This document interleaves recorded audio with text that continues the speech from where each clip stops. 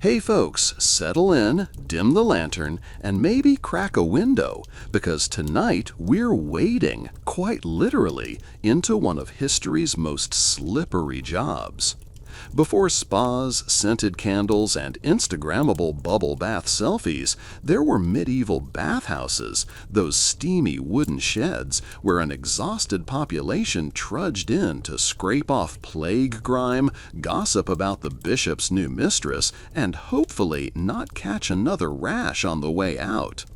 And smack in the middle of that balmy chaos stood the bathhouse attendant, the underpaid, overboiled soul responsible for every bucket of hot water, every singed backside, every soapless scrub, and every floating unmentionable. Being a medieval bathhouse attendant didn't merely suck, it fermented in the worst ways possible.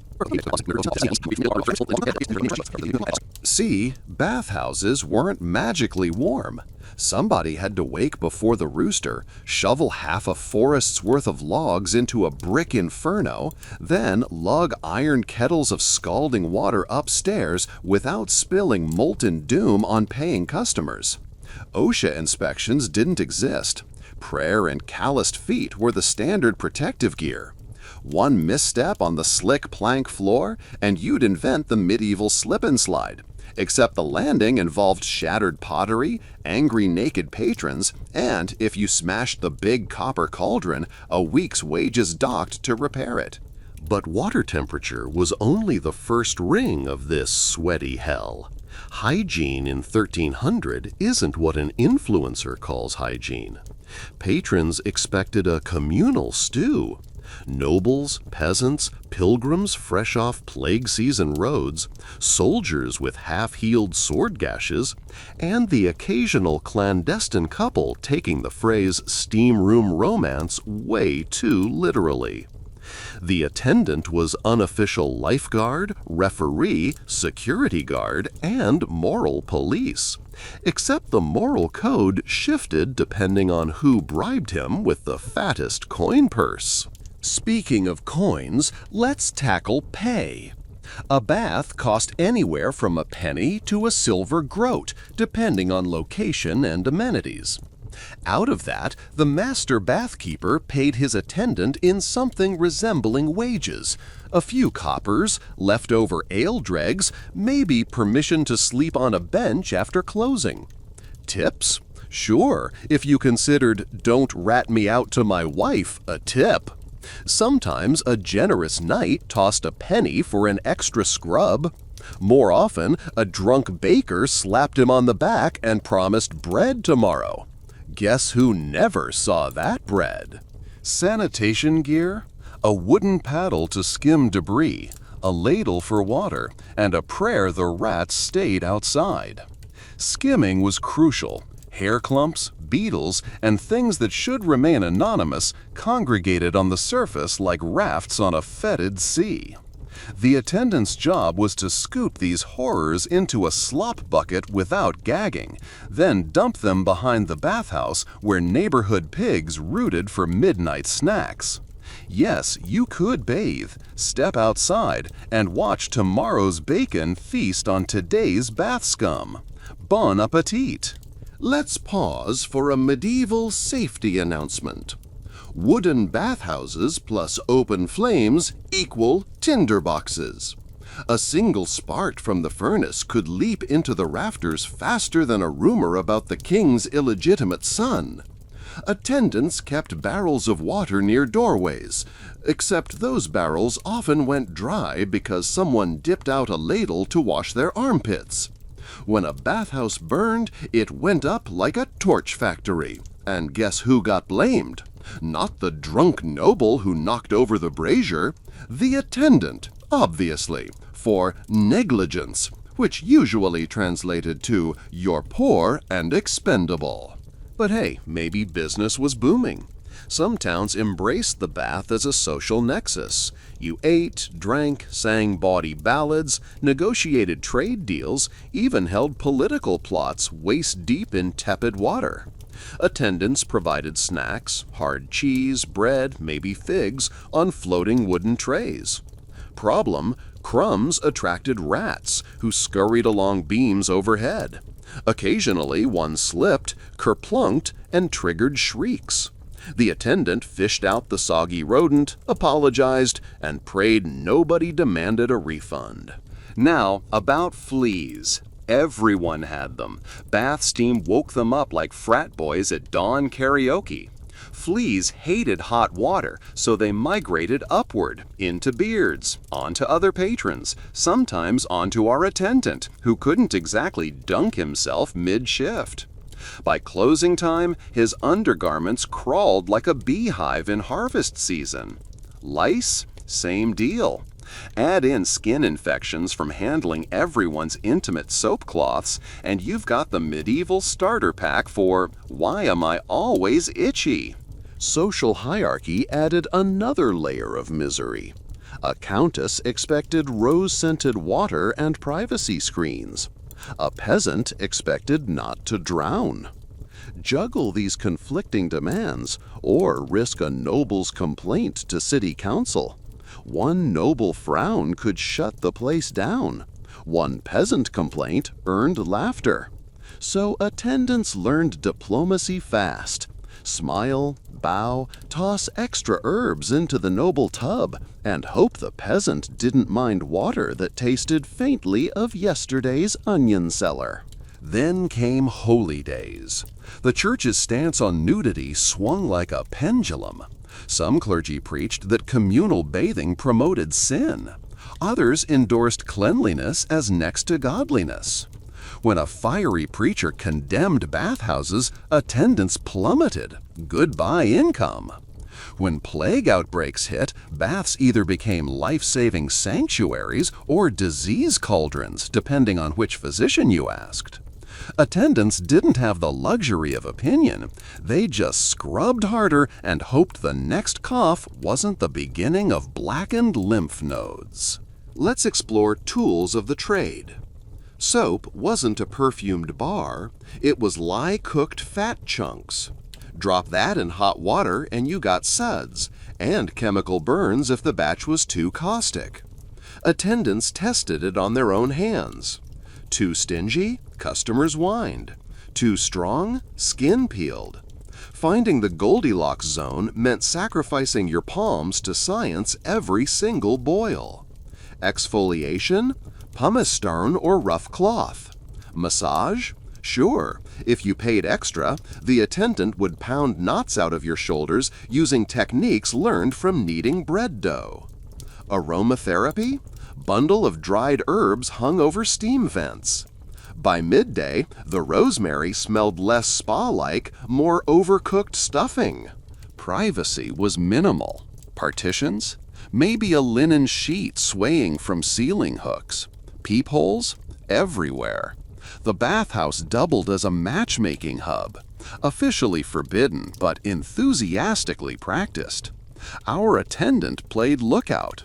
Tap on the screen twice if Father Gilbert wandered in, thrice if the bailiff showed up. Failure meant fines or flogging. For the attendant, it meant hiding beneath benches until tempers cooled. Money wasn't the only currency. Sometimes patrons paid with goods, eggs, cloth scraps, or medical advice you never asked for. Rub goose fat on that rash, lad. Barter cluttered the supply shelf until the attendant invented an internal accounting ledger. 3 eggs equal 1 entry fee. 6 eggs equal "Don't tell my guildmaster I was here." Spoiler, the eggs always spoiled before payday. Disease management? Buckets of vinegar rinsed across benches between groups. Did it work? Possibly lowered bacteria. Definitely stung open blisters. The attendant wielded vinegar like holy water, sloshing it across planks until the room smelled like a pickling barrel. Patrons complained of eye burn, but hey, at least your pustules smelled tangy. Let's talk gender politics. Many bathhouses ran mixed sessions, scandalous by later Puritan standards, but commonplace then. Guards stood at doors to enforce schedules. Men-only mornings, mixed afternoons, women-only evenings. Our attendant adapted pronouns hourly. During women's sessions, a female assistant might replace him. But when that assistant fell ill, guess who donned an apron and braved the glare of every matron in town? Yup. One wrong glance and he'd be accused of impurity, fined, maybe imprisoned. Meanwhile, during men's hours, he fielded drunken wrestling matches ending in dislocated shoulders he had to pop back with a wince and a prayer. The scent of herbs masked some odors, but nothing masked the sound. Imagine a dozen people hacking up phlegm like amateur tubercular choirs. Spitting into the water was taboo, officially, but buckets were scarce, and aim was poorer than chivalry at a tavern brawl. The attendant's ear became attuned to splash acoustics, spit versus vomit versus something you didn't want to identify. Each meant different cleanup, different shame levels. Occasionally, an inspector from the city council arrived, usually after complaints that the bathhouse breeded immoralities. The attendants scrambled, polish benches, relight candles, toss extra rosemary in. The inspector strutted in, demanded free entry, dipped a finger in water, pronounced it adequate or a cesspool. Adequate meant bribe accepted. Cesspool meant pay double or face closure. Either way, the attendant's purse got lighter. Firewood procurement was another daily nightmare. The furnace devoured logs faster than gossip devoured reputations. Attendants trudged to woodcutters at dawn, haggled over damp, worm-ridden bundles, then hauled them back through streets ankle-deep in muck. Splinters embedded in palms became infected, but missing a shift to heal meant forfeiting wages, and sick days didn't exist. A red streak creeping up your arm? Wrap it in cloth. Hope the fever holds off until after closing. Keep hauling. After sunset, patrons trickled out, wrapped in damp linen, leaving behind a lagoon of murky water and moral ambiguity. Closing chores began.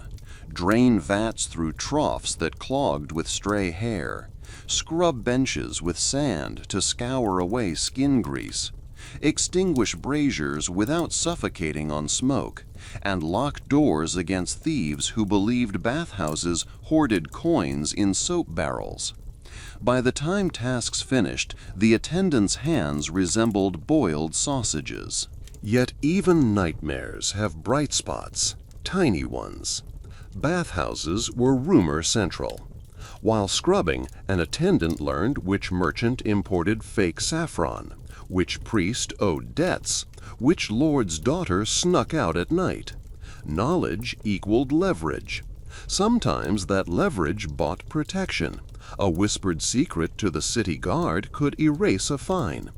Other times, secrets turned deadly.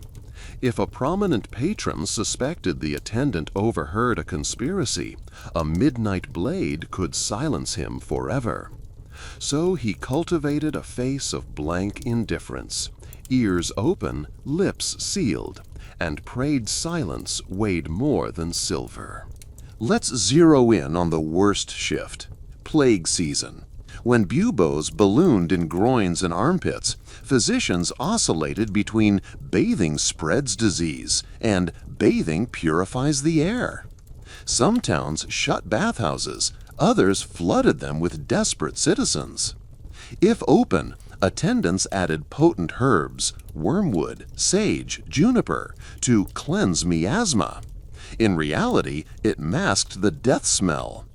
Customers collapsed in tubs. Attendants dragged them out, uncertain if they'd fainted from heat or slipped into eternity. Either way, fee collection was awkward. Nightmares didn't end at the door. After trudging home, the attendant collapsed on a straw pallet, skin steaming like a dimming forge. Neighbors avoided him, believing bathhouse workers absorbed sins through pores. Marriage prospects? About as likely as a flea-free dog. And if he did marry, his spouse caught every infection he brought home. Children sometimes followed him to work, fetching firewood, learning the trade, an inheritance of burns and back pain. But let's say our attendant dreamed big. Save enough coins, open his own bathhouse. Freedom. Except startup costs soared. Land lease, barrels, a furnace that wouldn't explode. Guild regulations demanded fees. Competition undercut prices. And the church might condemn you next Lent. Most attendants never escaped. They aged fast, joints stiff, lungs coated in soot. Death came early, often from pneumonia contracted after standing in steam, then stepping into winter air to chop wood. Despite all this, customers romanticized the bath experience. Troubadours sang of lovers meeting amid scented mists. Chronicles praised kings who hosted diplomacy in steamy chambers. The bathhouse attendant delivered these fantasies, invisible behind the curtain, holding together the illusion with blistered hands. He was the stagehand of medieval hygiene, the unsung, unpaid, unwashed MVP. Now, as the last candle gutters and our fictional shift ends, listen to the attendant's closing tasks. He kneels by the furnace, thanks whatever saint handles burns, and wonders if tomorrow's dawn will bring another cartload of wood or an edict shutting the place for moral decay. He hangs his soaked tunic by the embers, though it'll never fully dry. And he tries to believe that somewhere beyond the city wall there's a field where air is crisp and water flows clean, and nobody ever asks, "Could you scrub a little lower?" But morning always comes. The rooster crows. The furnace hungers. Footsteps approach. Voices haggle, and the curtain lifts. Another day in paradise. All right, the curtain lifts again. Steam punches you in the face, and our underappreciated hero is already ankle-deep in yesterday's bathwater, trying to fish out a wooden clog someone lost during the midnight soak-and-sing.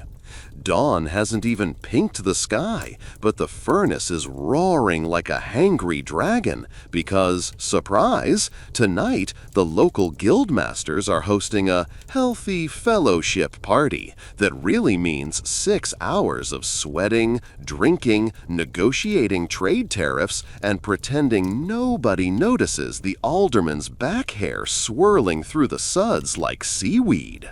The attendant's first crisis hits before sunrise. The cold water cistern's plug rotted overnight, draining half the reserve onto the dirt floor beneath the bathhouse. Mud now squelches between warped planks, turning the storeroom into a swamp fit for frogs. And frogs do show up, croaking indignantly under the soap rack. He grabs scrap cloth, stuffs the leak, and hauls buckets from the town well, each trip dodging early vendors setting up market stalls and asking, "Oi lad, you got a tub open before sext? My joints feel cursed." Lad? He's 25 going on 80, but who's counting? Buckets splashing, shoulders throbbing, he returns to a second disaster. The apprentice he bribed with half a meat pie to split firewood fell asleep beside the log pile. Worse, rats gnawed through the stored aromatics, sage, thyme, mint, leaving only stems and droppings. Customers expect scent, otherwise the place will smell like, well, boiled strangers. So the attendant improvises, raids his own supper stash, crushes onions, tosses in stale juniper berries pilfered from a tavern's refuse, and hopes nobody questions the new rustic woodland aroma. Next, accounting. The bathhouse owner, Master Lifewin, a portly ex-mason whose only exercise is counting coins, swears the till came up short yesterday. Lifewin's math, guest total 63 times fee 3 coppers equals revenue, he claims 190 coins. Problem is, 37 customers slipped in on IOUs, 4 paid in goose feathers, and 2 were so plastered they thought paying twice meant pouring ale over the furnace to smell like victory. Explaining this to Lifewin involves numbers, and numbers make his forehead vein bulge. Solution? The attendant forks over 3 of his own coppers, half his week's savings, to keep the peace and keep the job. Speaking of peace, municipal bylaws now require gender-segregated changing alcoves after last month's scandal. A miller's wife found her husband flirting with the tanner's daughter behind a steam curtain, prompting a rolling pin melee. Construction deadline? Today. Budget? None. The attendant scavenges spare planks, hammers them together with bent nails, and slaps on a coat of beeswax to repel water. Will it fall over when someone sneezes? Probably. But if the inspector arrives, it technically counts as partitioning. By mid-morning, the first wave pours in. Pilgrims returning from a remote shrine, mud caked to their calves, relic pouches swinging. Pilgrims pay discounted rates. Holy dirt apparently can't coexist with worldly prices. So profits depend on upselling extras, soap shards, towel rentals, or the coveted head lice scrape, performed with a dull comb heated in furnace ashes. A pilgrim balks at the cost, 2 extra coppers, and threatens to curse the bathhouse with the gouty saint's displeasure. The attendant counters by offering a free ladle of rosemary water. Deal sealed. As the tubs fill, so does the gossip. One knight complains that his chainmail now smells like boiled goat after last week's Crusader banquet. He demands the attendant scrub each link individually. Individual chain links. Imagine threading wet spaghetti 1 piece at a time through a cheese grater. Yet refusal equals dishonor, and dishonor could mean the knight's squire accidentally cracks the attendant's ribs later. So he does it, numb fingers picking rust flakes until the bell tolls none. Meanwhile, behind the hastily built gender partition, the women's group arrives. Local midwives meeting to share birthing secrets and maybe smuggle illicit herbs. They ask for absolute privacy and firewood hot enough to sweat out winter chills. The attendant stokes the furnace, cranks shutters closed, and pretends not to hear their conversation about which alderman fathered which maid's baby. Knowledge is dangerous currency. Best bank it, but never spend. Somewhere around midday, catastrophe number 3.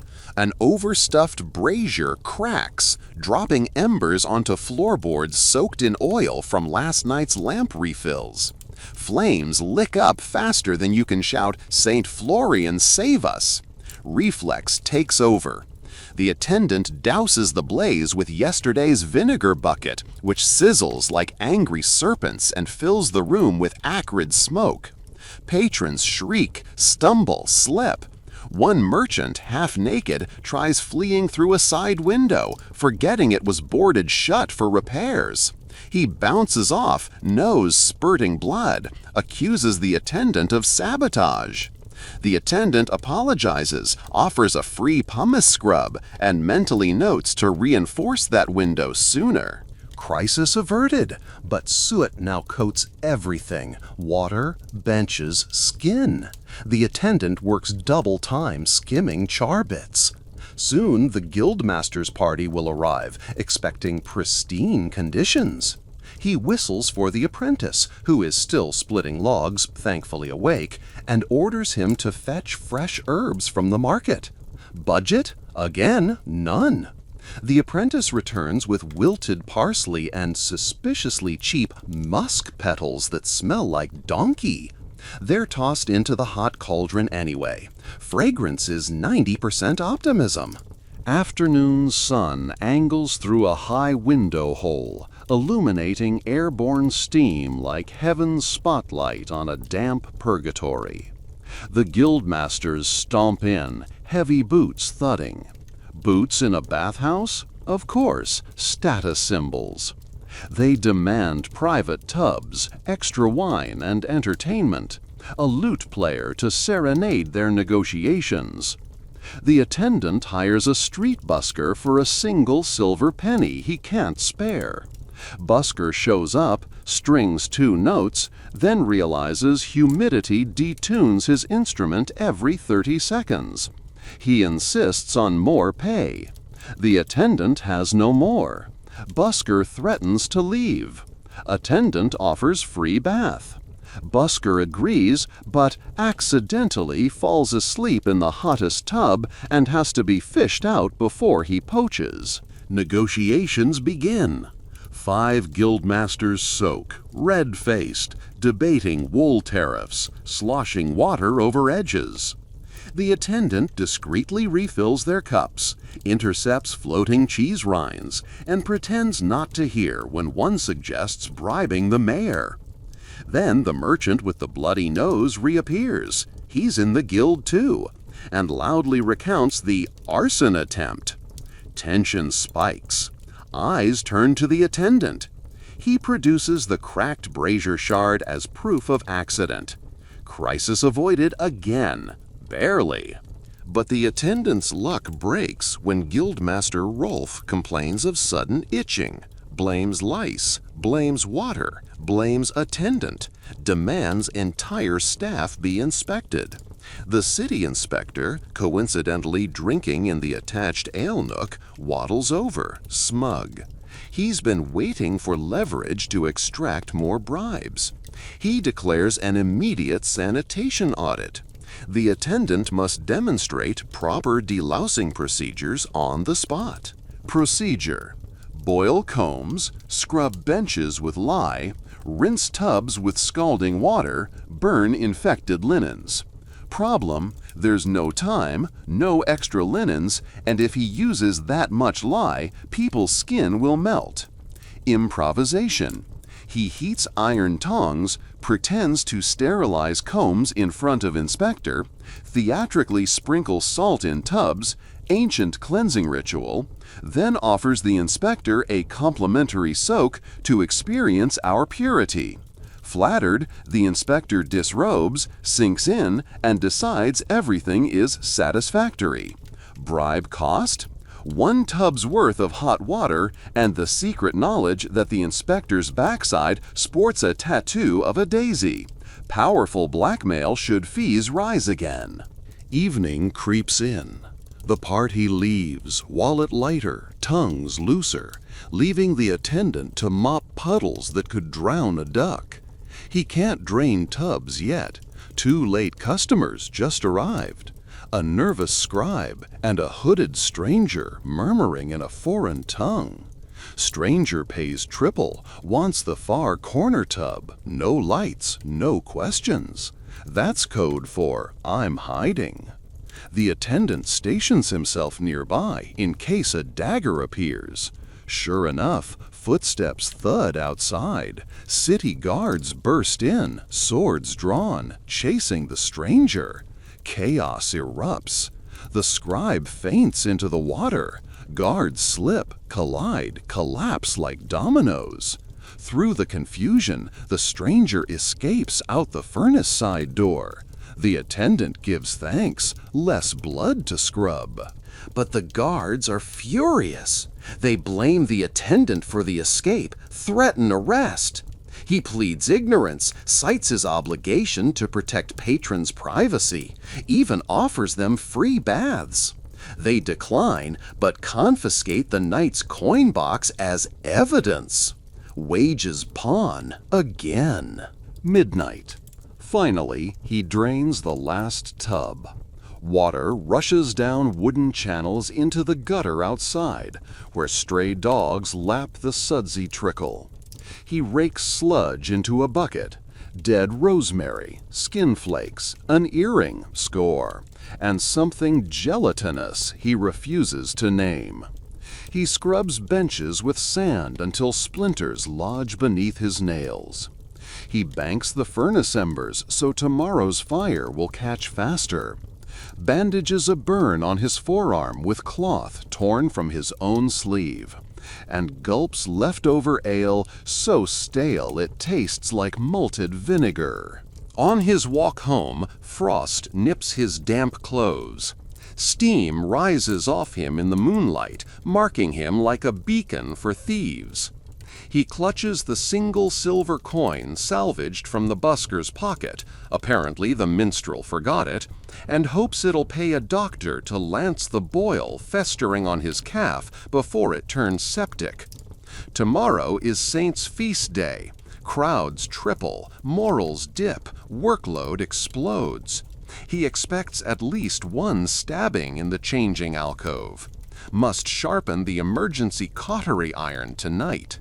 Crawling onto his straw mat, he does mental math. Income, confiscated.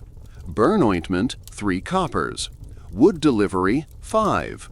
Vinegar, 2. Herbs, 1. Leaving negative balance. Debt, again. He could quit.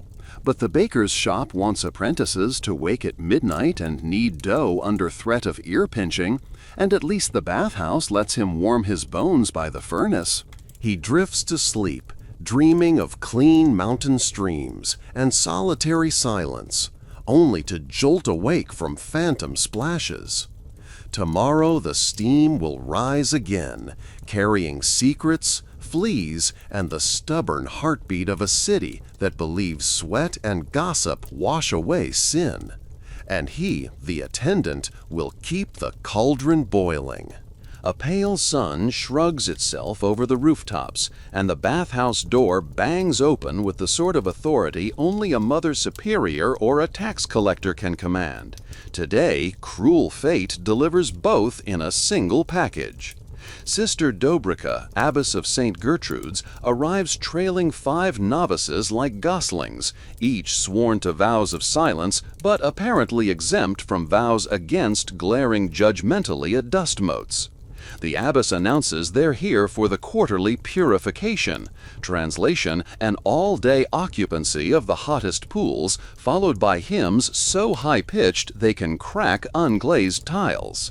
She thrusts a parchment at the attendant, diocesan seal, scrawled decree of free ecclesiastical usage. That means 0 payment, extra firewood, and, because God is generous, responsibility for disposing of any sinful impurities coaxed from their pores. He forces a smile that feels like stretching cold dough over a broken pot. First order of business, modesty screens. Yesterday's slapdash partitions have already warped, one plank dangling like a chipped tooth. The attendant cannibalizes a bench slated for repair, wedges it upright, and drapes it with a moth-chewed tapestry showing the martyrdom of Saint Sebastian.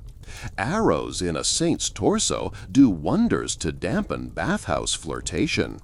He ushers the sisters behind it, issues them linen wraps, and prays no inquisitorial mind tallies the exposed ankles visible beneath the steam. While they disrobe, he checks the furnace. Coals droop red, begging for fuel. The apprentice is missing again.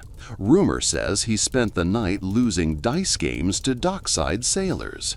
So the attendant shoulders the axe, sets to splitting logs. The blade glances off a knot, sparks fly, and a chip embeds itself in his cheek. Blood beads. He wipes it with a rag that was once white, now the color of old stew. No time for bandages. Abbess wants heat now. Buckets slosh. Steam swirls. The nuns file into the main chamber. Immediately, the youngest novice gasps. A rat corpse floats, belly up in the cold plunge barrel. Last night's cats must have been feeling charitable. With a flourish worthy of a street juggler, the attendant scoops the soggy rodent and flings it into the ash pit before anyone can recite a psalm. He ladles scented water, today's blend is marigold hiding yesterday's onion, around their feet, and murmurs, "The Lord purifies all." Sister Dobrika eyes him like she's weighing his soul on a scale and finding it an ounce shy. Trouble compounds. The bathhouse cat, Titus, drags in a pigeon still somewhat alive and deposits it smack in the women's anteroom. Feathers explode. Novices scream, but are duty-bound to silence. So it's an eerie, breathy panic that sounds like wind through reeds. The attendant scoops the bird, which repays him with a frantic peck to the thumb, deep enough that crimson spatters the freshly scrubbed tiles. Abbey rules state that nuns cannot behold male blood. Improvisation? He claps the injured hand over his heart, bows, and backs out like a stage actor exiting left, dripping hemoglobin behind him. He detours to the herb shelf, crushes yarrow into a poultice, binds the thumb with twine. As he does, the front door creaks again. Enter two city guards carrying a disheveled prisoner clad only in undertunic and shackles. They demand emergency delousing prior to dungeon intake, because apparently the jail's only delousing tub cracked last week when an overweight burglar tried hiding loot under his belt. Free services? Of course. They dump the man, eyes wild, beard writhing with mites, onto a stool. The attendant must shave his head. No razor left, the guildmasters nicked it yesterday.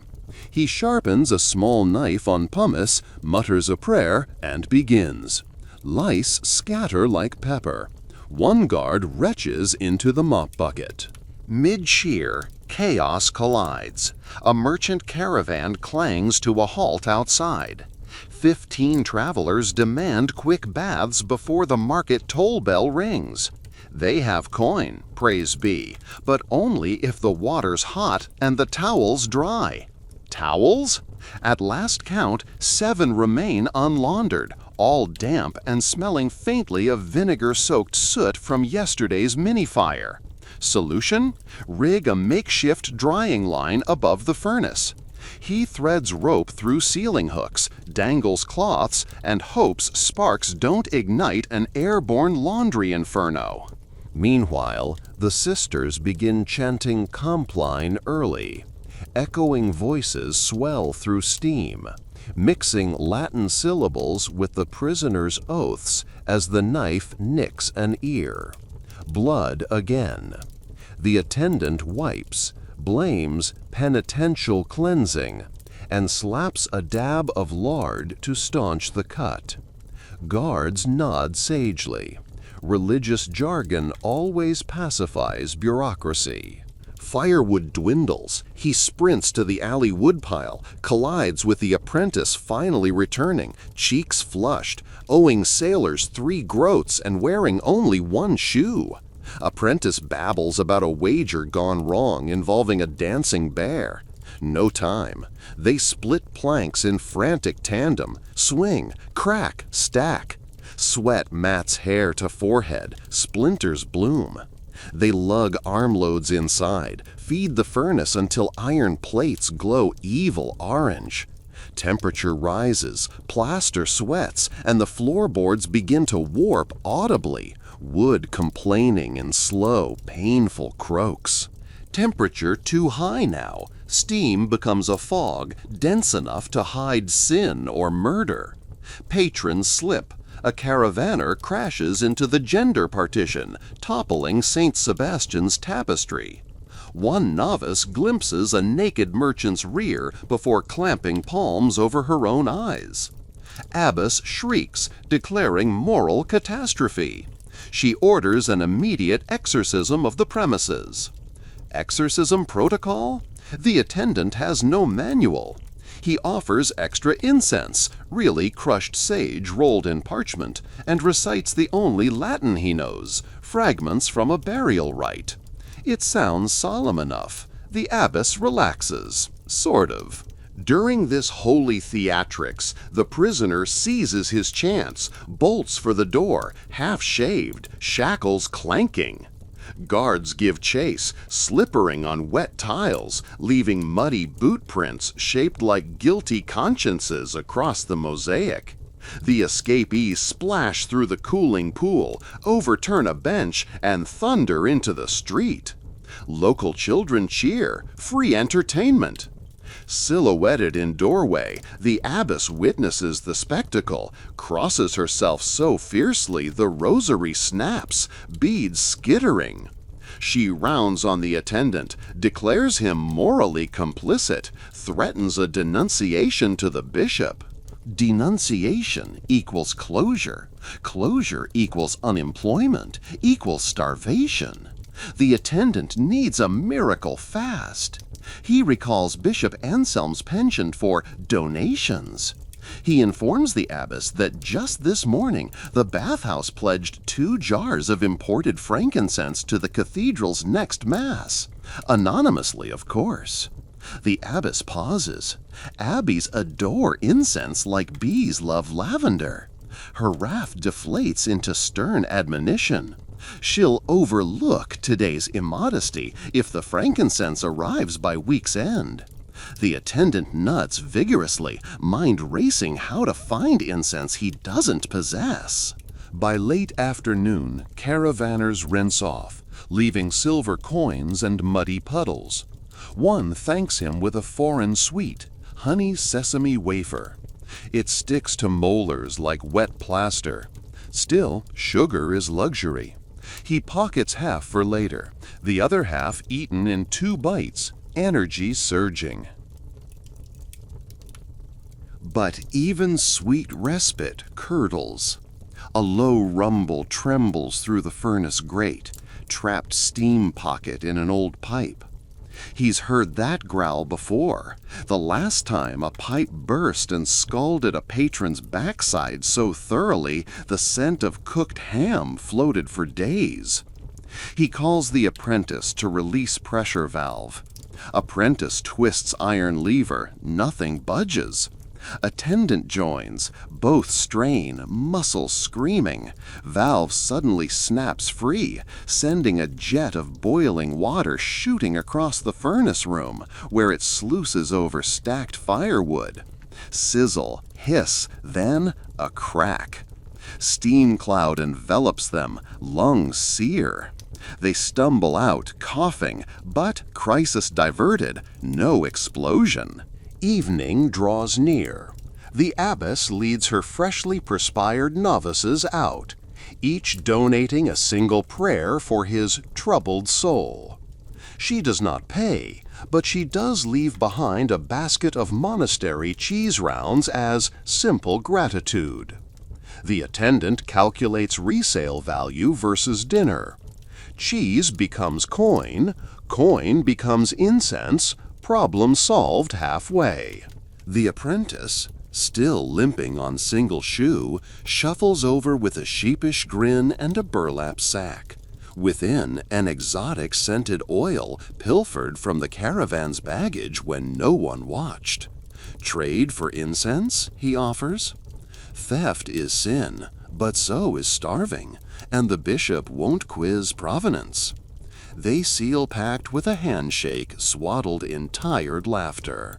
Night begins.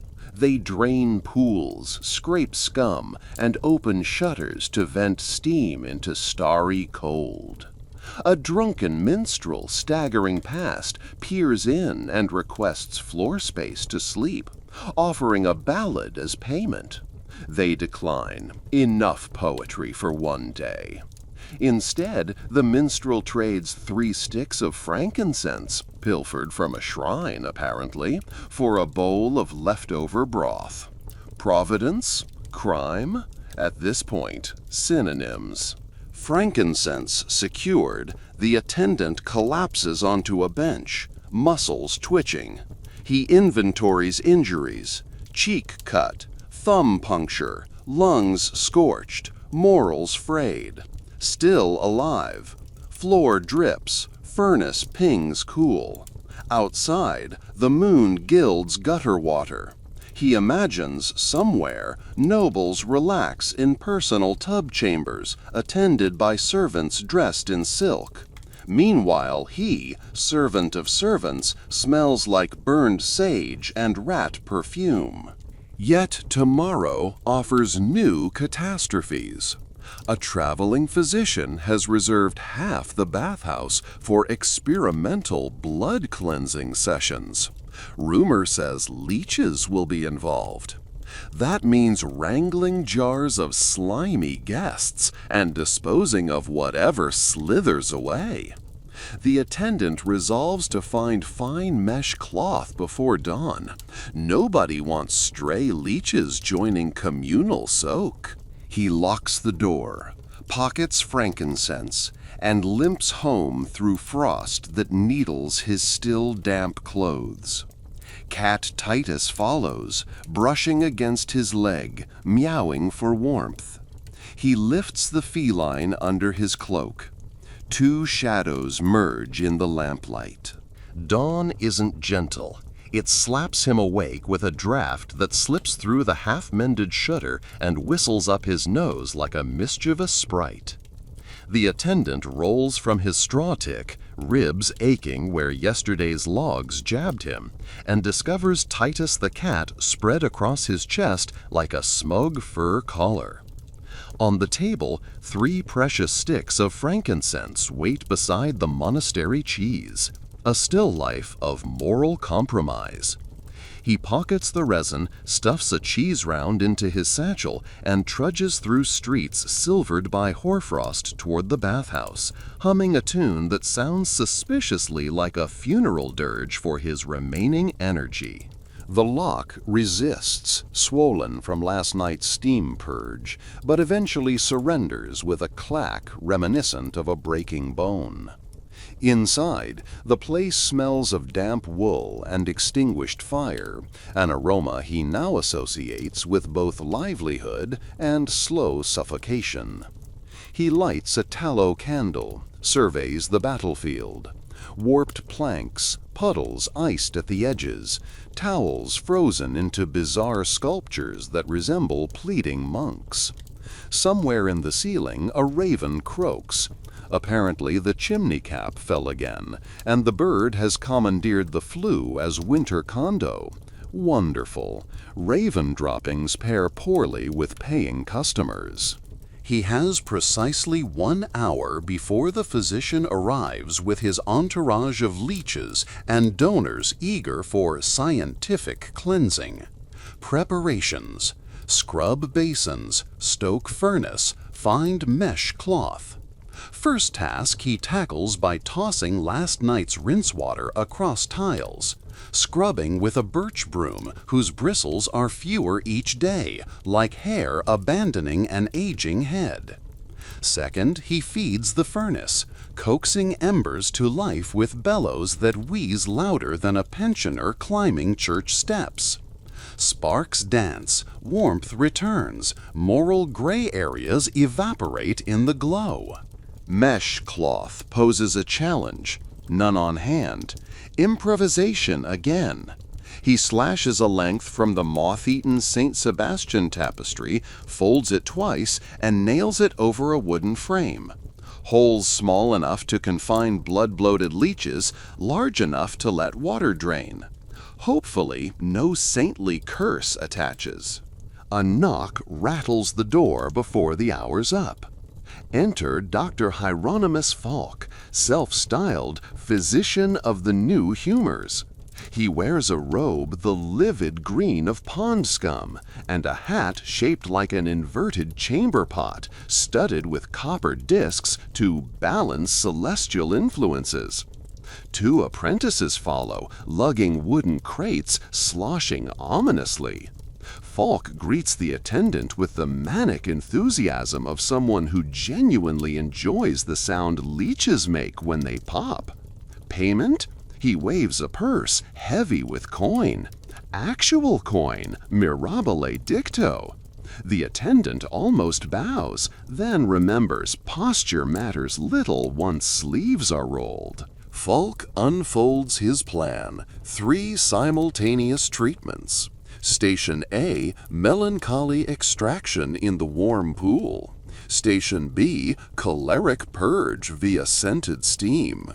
Station C, phlegmatic encouragement, which turns out to be vigorous flogging with birch switches between cold plunges. Each donor, having paid dearly, will rotate through the gauntlet like meat on a spit. Attendant and his apprentice are to wrangle leeches, maintain temperature, and make sure nobody drowns while swooning from artisanal blood loss. Leeches first. Falk pries open a crate. Inside, glass jars clink. Within, dozens of slick black worms slither, eager as creditors. The physician extracts one, lets it crawl up his finger like a licorice ribbon, then flicks it into the attendant's makeshift mesh box with the admonition, "Keep them lively, but not fat. Patients prefer hungry physicians." The attendant resists pointing out that the patients probably prefer physicians who don't refer to parasites as colleagues. While they set up, the door bangs again. A stout woman in a fur-trimmed cloak pushes inside, trailing the sharp scent of vinegar and authority. Mistress Kalina Resnick, municipal plague inspector, badge glinting on her lapel. Rumor claims she can quarantine a household with a single parchment and bankrupt it with 2. She announces a routine inspection, must certify all public bathhouses free of miasmas and pestilential reservoirs before the winter fair. Her nose wrinkles at the mingled odor of cheese, raven, and anticipation. She will examine every tub, cistern, and storage nook. If she finds rat corpses, yesterday's miracle now haunting, or suspicious damp, she'll post a closure notice that even frankincense can't perfume away. 2 crises converging: medical circus and plague inquisition. The attendant Falk aside whispers dilemma. Falk, eyes gleaming with academic ego, declares the leech session is the very antidote to plague anxiety. He invites the inspector to witness state-of-the-art prophylaxis. Resnick arches a brow, intrigued despite herself. She agrees to observe, provided she can swab surfaces with her aromatic vinegar cloth. The attendant fetches extra torches to brighten rooms, praying light will disguise mildew rather than highlight it. First donors arrive. A silk merchant with rings on every finger including thumbs, a nervous scribe already pale from fasting, and a knight whose armor creaks under his gambeson, clearly a man who thinks chivalry includes second breakfast. Falk divides them among stations. The merchant, suffering excess of black bile, reclines in warm pool while the attendant applies leeches to his temples and inner arms. They latch with soft sucking pops. Merchant blanches, ringed hands trembling. Blood blooms into the water, turning turquoise tiles a sinister rose. Across the room, the apprentice fans smoldering herbs over a brazier, creating steam infused with thyme, rosemary, and trace amounts of last night's pine tar. The scribe inhales, coughs, eyes watering, a sign, Falk claims, of toxin egress. Meanwhile, the knight submits to birch flogging with unsettling zeal, roaring each time the switch lands. Inspector Resnick jots notes, occasionally sniffing her cloth like a suspicious hound. Chaos escalates when the raven, drawn by steam, swoops from chimney and perches atop the mesh leech frame. With a tilt of head, it pecks through, snatches a fat worm, and flaps across the pool, dropping its prize onto the merchant's shoulder. The leech, startled perhaps by altitude, inches down the man's chest toward belly hair. Merchant shrieks, a high court eunuch pitch, leaps, sloshing red-tinged water onto Resnick's boots. She curses in official Latin. Falk claps delightedly. Remarkable vitality! The attendant corrals the raven with a towel cape, earning a beak jab to the knuckle. Blood again. Resnick narrows eyes. Avian intrusion equals potential contagion. She reaches for closure parchment. Desperation births inspiration. The attendant gestures grandly. Behold, Inspector, the raven serves as our living anomaly detector. Any lapse in hygiene, and nature herself intervenes. It proves the bathhouse's openness to divine audit. Falk nods, impressed by the riff, adds that ravens were sacred to Apollo, patron of healing. Resnick pauses, pen hovering. Superstition lingers even among bureaucrats. She grunts, grants provisional leniency on condition the bird be sanitarily removed. The apprentice volunteers to escort Raven to freedom. He bundles the squawking creature in tapestry remains and exits, perhaps raging at the irony. Once he smuggled forbidden dice, now he smuggles sacred carrion birds. Back to donors. The merchant has fainted. Leeches continue their feast. Attendant must recalc leech capacity. Too engorged, they detach and wander. He plucks the plumpest, drops them into a bucket of salt water, where they writhe, releasing crimson ink clouds. Inspector Resnick pales. Even she, seasoned in buboes and cadavers, dislikes salt-poached parasites. Next rotation. Scribe to flogging station. Knight to leech couch. Merchant, now conscious, to steam. Bruised backs, dripping veins, and herbal smog fuse into medieval stew. Mid-session, a messenger bursts in wearing city livery, parchment bearing the seal of the exchequer. A tax assessor will arrive within the hour to audit the bathhouse for arrears. Late fees compound faster than leeches drink. Apparently, the prior owner died without settling levies. The debt attaches to premises. Failure to produce ledgers may result in seizure. Ledgers. The attendant inherited none. He kept rough tallies on scraps, many used as kindling. Panic prickles. He imagines Resnick and Taxman teaming. Closure plus repossession equals ruin. Falk, overhearing, suggests a remedy. Present the physician's own accounts of today's lucrative demonstration as evidence of solvency. Embellish numbers for good measure. Call it prospective earnings. Falk will even sign as witness, provided the bathhouse grants him exclusive rights for monthly experiments. A devil's bargain, but devil's bargains are better than debtor's prison. They draft a ledger on fresh parchment, lists of projected patronage, anticipated charitable donors, and royal interest. They inflate figures modestly, only double actual expectations, maintaining plausible optimism. Falk applies his seal, a stylized serpent entwined with a quill. Inspector Resnick, surprise, on condition the attendant pledges weekly lime wash of walls against plague. Fine, lime wash cheaper than bankruptcy.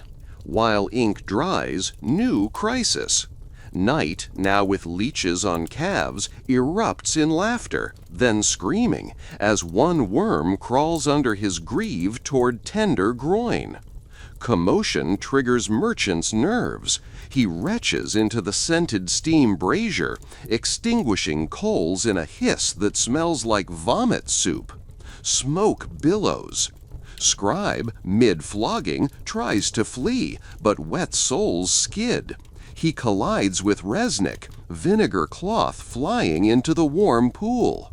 Vinegar mixes with blood water, curdling scent. Falk yells for calm while gleefully noting observations. Interaction of humors with acetic agents, malodorous but likely beneficial. The attendant rallies. He tosses sawdust, kept in barrels for such mishaps, over the vomit slick. Cedes order. He hoists the knight's leg, tongs off adventurous leech, returns it to bucket. Apply wine compress to bite. Knight's curses fade to sheepish grin. Scribe gets second dousing of cold water, ironically part of therapy. Merchant requests fainting couch, none exists, so they lay him atop folded towels. Inspector Resnick salvages her cloth, wrings it, mutters that plague, compared to this chaos, seems orderly. Then the tax assessor arrives, Master Petr Volkov, tall, gaunt, wearing spectacles expensive enough to ransom a barony. He steps around puddles with disdain, peers at scene of half-dressed donors and buckets of glistening worms. Business clearly booming, he observes dryly.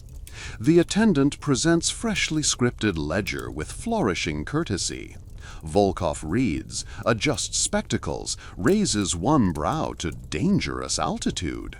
He questions the line item, anticipated royal patronage first quarter, valuing at 30 florins. What royal patronage? Falk interjects that rumors speak of Prince Milos seeking therapeutic venues for gout. Resnick nods. Preventive public health, she adds. Volkov emits a skeptical hum, but the combined weight of physician's seal and inspector countersignature intimidates. He stamps approval, schedules follow-up in spring, warns late fees triple after harvest. Ledger accepted. Disaster averted. A moment's triumph glimmers and shatters as a shout echoes from alley. Fire! The apprentice, returning minus Raven, reports smoke rising near the woodpile. Sparks from earlier valve burst reignited damp boards now dry. Flames lick outhouse wall. Bathhouse, built largely of timber, tindered dry from furnace heat. Fire is apocalypse. Immediate action. Attendant rallies donors. Chivalry is free labor. Knight, suddenly heroic, leads bucket chain from adjacent well. Merchant, revived by adrenaline, hauls water despite dripping temple wounds. Scribe ladles with steady hands. Falk secures leech crates indoors. Priorities. Resnick orders bystanders to form perimeter. Plague inspector doubling as fire marshal. They douse, slap, and shovel until flames subside, leaving blackened timbers and smoke that smells of burned dung. Outhouse half gone. Silver lining? Less to clean.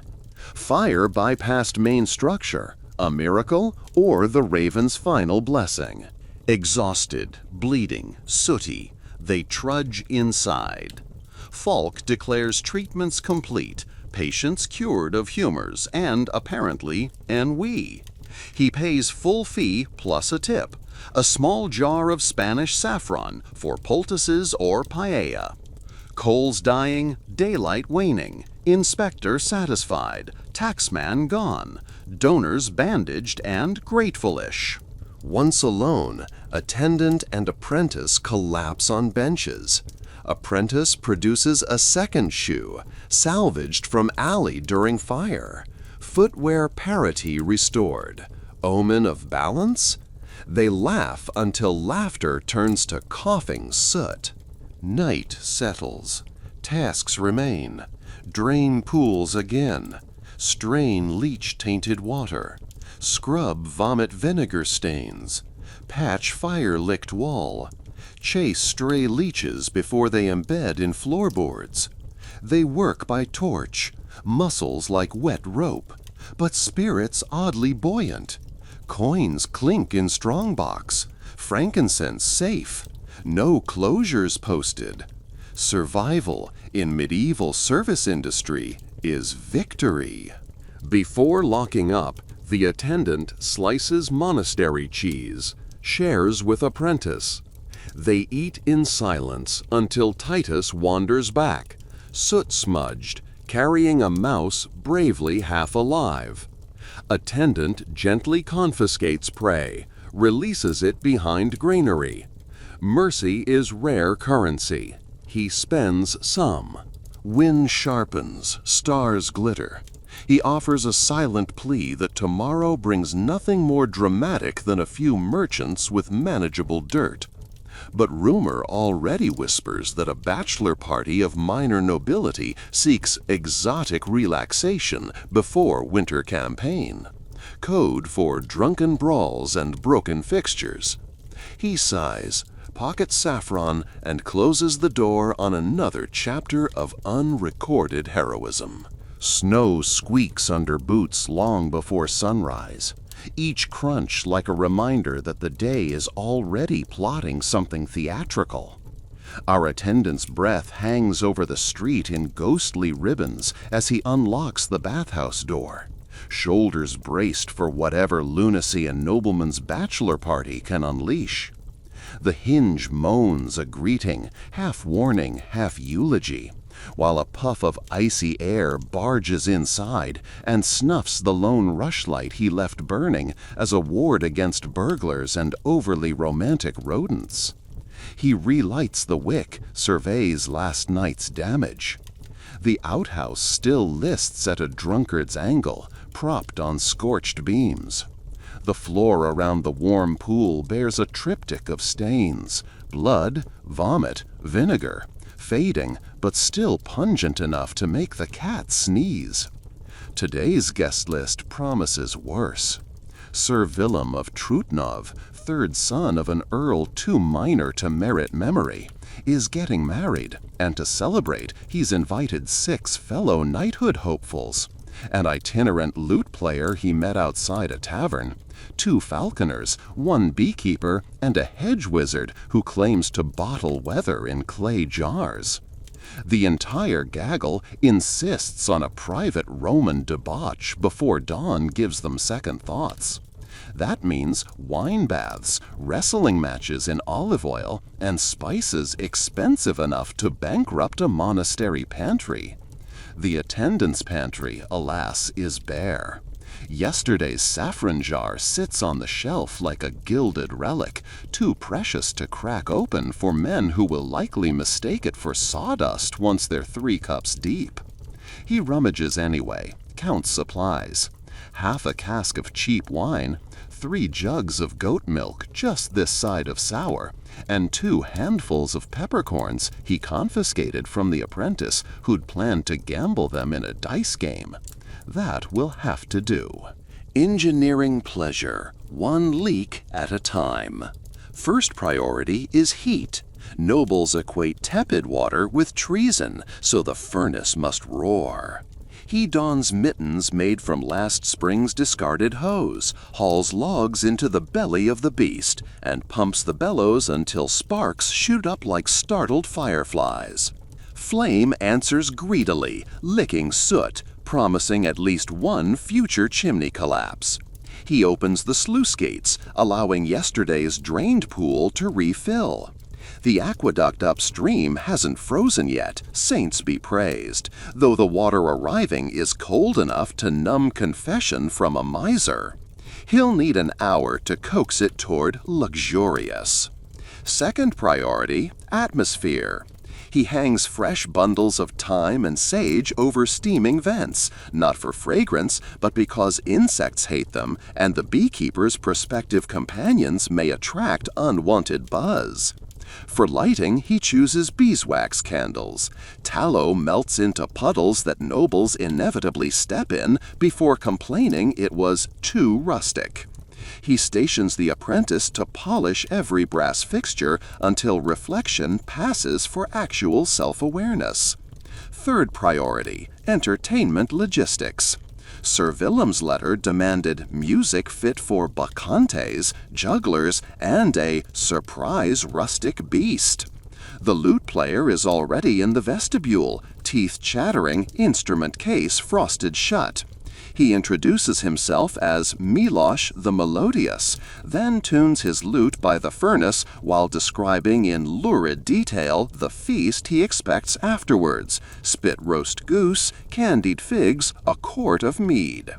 The attendant nods politely, adds goose to a mental list titled Impossible, right under Prevent Drunk Night from Molesting Tapestries. As for jugglers, he has none. Inspiration strikes. He drafts the apprentice and Titus the cat into an ad hoc performance. Apprentice will toss soap cakes. Titus, perched on a stool, will paw them mid-air like a furry metronome. Risk of claw marks on soap seems minimal. Risk of claw marks on apprentice considered motivational. The rustic guests descend. Decency ascends. The party clatters through the door in a storm of breath and stumping. Cloaks fly, snow spatters the tiles, voices ricochet off vaulted ceilings. Sir Willem strides ahead, cheeks rosy, mustache stiff with rhyme. He claps the attendant's shoulder hard enough to rattle vertebrae.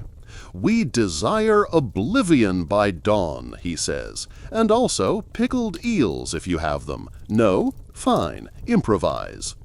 Oblivion begins with wine bath. They upend the half-cask into the medium pool. Diluted crimson swirls like watercolor sin. But 6 bachelor nights demand more. They send a squire to fetch barrels from the cart outside, vintages older than most of them, and pour until the pool looks like a shallow moat guarding a fortress of bad decisions. They strip to braze, leap in, and howl that it's colder than a widow's kiss. Furnaces groan under sudden demand, and attendant redirects more steam vents. Next, the hedge wizard appears. He's shoeless, beard bound with colored twine, eyes bright as lantern glass. From belts he unhooks clay jars labeled Summer Gale, Autumn Gloom, and Thunderous Passion. He cracks the last over the hot stones. Liquid hisses, releasing a smell like ozone mingled with violets and sausage grease. Steam thickens, swirling into miniature cyclones that rebound off walls. Knights cheer, certain magic is afoot. The attendant coughs, suspicious the jars contain nothing but camphor and vinegar, but spectacle sells. Falconers produce birds, 2 hooded goshawks, feathers sleek, talons sharp. Therapy pets, they insist, and perch them on brass towel hooks. The hawks preen, indifferent for now. Titus arches his back, growls deep enough to rumble tiles. Apprentice snares the cat before predator diplomacy devolves. Magnus the goat claims the herb bundles, chumping time stems with gusto. He then munches 2 towels, a candle, and the purse of one knight who sets it foolishly on a bench. When the attendant tries to dislodge the leather pouch from Magnus's, of oils, oaths, and oozing walls. Phase 2, olive oil wrestling. Knights slather themselves, each becoming a human lantern in candlelight. Unfortunately, imported oil shipment never arrived, frozen wagon axle on northern road. So the attendant substitutes rendered goose fat he was saving to waterproof boots. At room temperature, the grease is semi-solid, so they melt it over brazier. The resulting stench, faintly festive, overwhelmingly foul, mixes with violet sausage storm potion to produce a bouquet even plague rats might find excessive. They wrestle anyhow, slipping like newborn calves, colliding into pillars, leaving greasy handprints that will outlive dynasties. One night, Sir Ottokar crashes into the falcon perch, startling goshawks into flight. Birds whirl through steam, claws skimming scalps, hawk excrement dotting marble. The wizard, delighted, declares the spectacle portents of fertile unions. In the wine pool, the merchant from yesterday's ordeal re-enters the narrative. He appears in doorway clutching a voucher Falk the physician issued, free follow-up soak to harmonize remaining humors. He hesitates at scene of gyrating greased nobles. "I'll come back later," he squeaks. The attendant ushers him to a corner tub, swears it offers tranquility, then forgets him for the next hour, a lapse soon to matter. Mid-wrestle, Sir Velum demands a spiced milk bath, symbolic purification before matrimony, or perhaps an excuse to splash white droplets on companions like a deranged dairy fountain. Attendant pours goat milk into small tub, sprinkles peppercorns.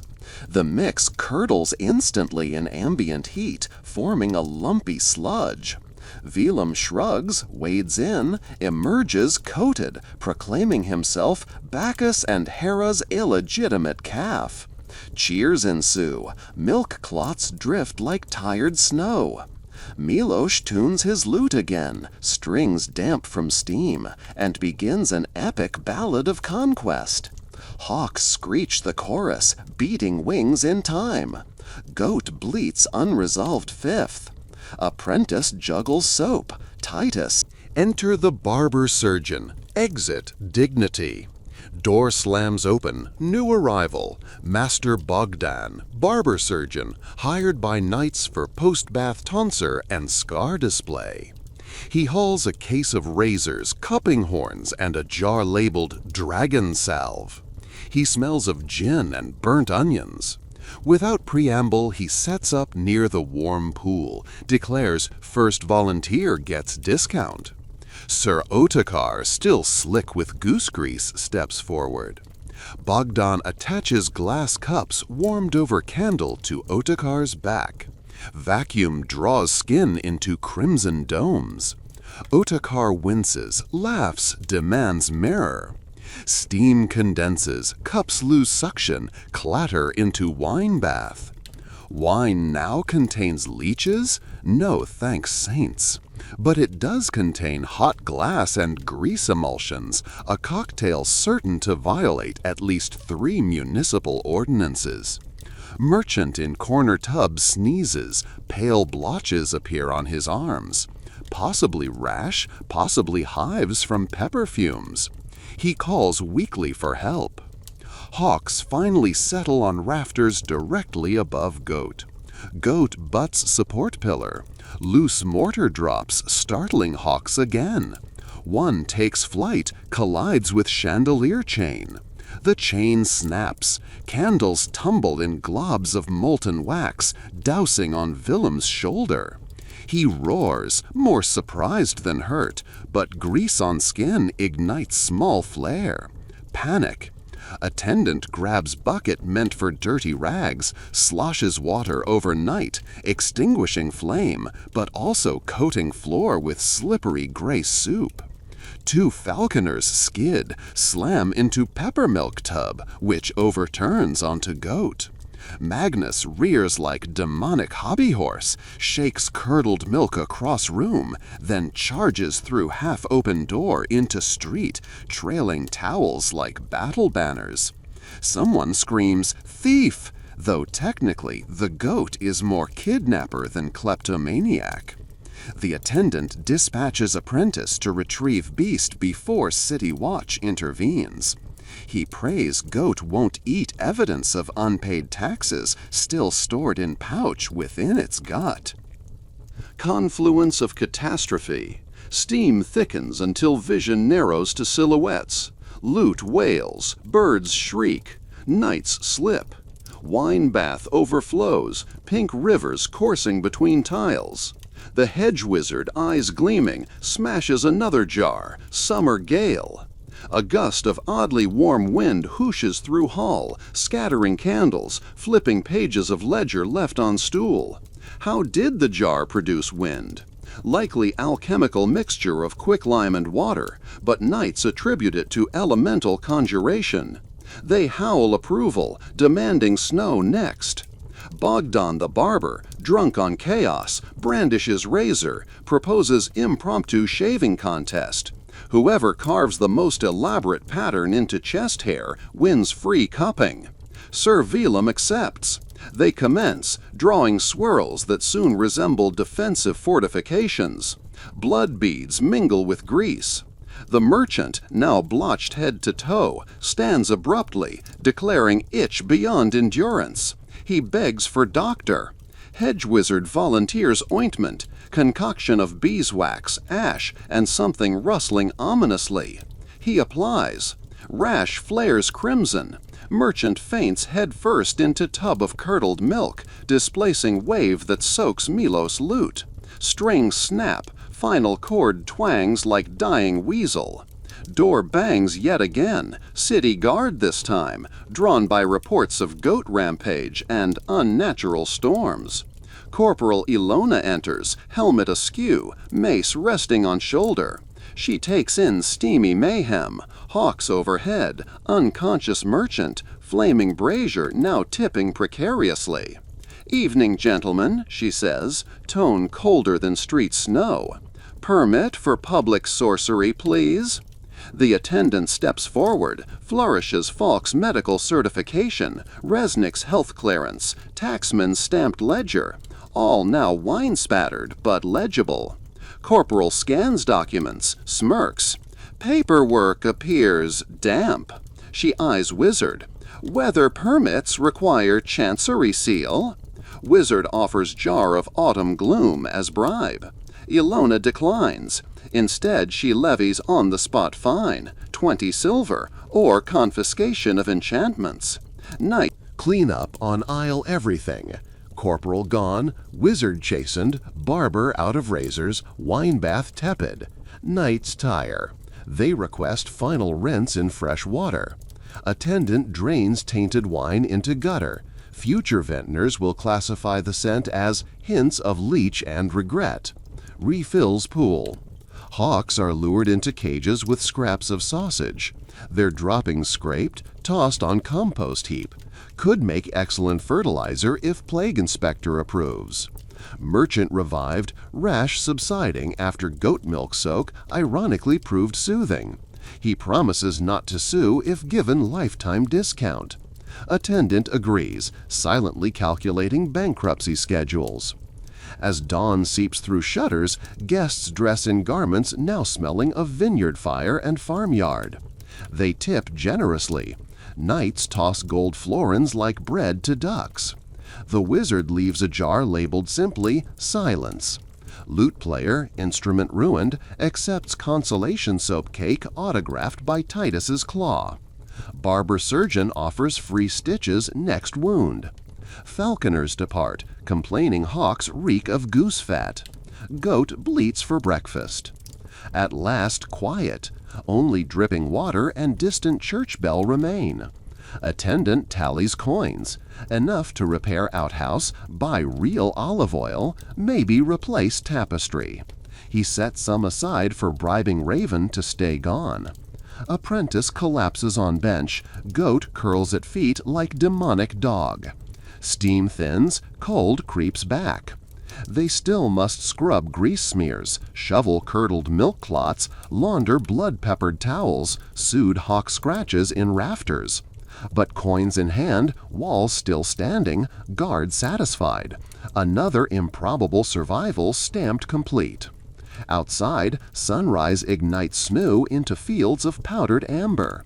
The attendant inhales crisp air, faleously flavored with thyme and burned wine. He almost smiles. Then Magnus belches, drops half-digested leather purse at his feet. Ledgers inside, soggy but readable. Small mercies. He pats Goat's filthy head. "At least you're thorough." Ash from last night's furnace still floats in slow spirals, and the bathhouse smells like sleep-deprived stone, warm on the surface, cold to the core, when the attendant pries his eyelids apart and realizes two alarming truths at once. First, he never locked the front doors after the bachelor melee, and second, someone is already splashing in the big pool without having paid a single clipped denar. He hustles down the corridor, boots skidding on half-mopped marble, ready to extract trespassers by ear. Instead, he finds a nun and 3 novices immersed to their necks, veils pinned up with wooden clothespins, habits floating like shipwreck sails. They clutch rosaries in wet fists and chant a litany between shivers, Aqua Domini, Lava Nos. The eldest novice squeaks and offers a parchment bearing the archdeacon's seal. "Emergency baptismal rehearsal," she says. "We were told the facility opened at first bell." The attendant accepts that sentence the way a condemned man might accept a last meal he's allergic to, no refusal possible. He glances at the parchment, authentic. The archdeacon's handwriting resembles a spider drunk on incense, but the red wax crest is unmistakable. Apparently, a high-ranking infant, niece to the bishop, will be christened here tomorrow to showcase the diocese's new commitment to public hygiene evangelism. Translation: clerics want a photo op before photography is invented. They intend to dunk an 8-pound baby in his bathwater while scribes take notes on how holiness triumphs over microbes. If anything goes wrong, whose neck graces the chopping block? Not the archdeacon's. He forces a smile, asks the sisters whether they require scented oils, herbal additives, or a goat for symbolism. They shudder. Goat rumors have reached even the convent, and opt for plain water.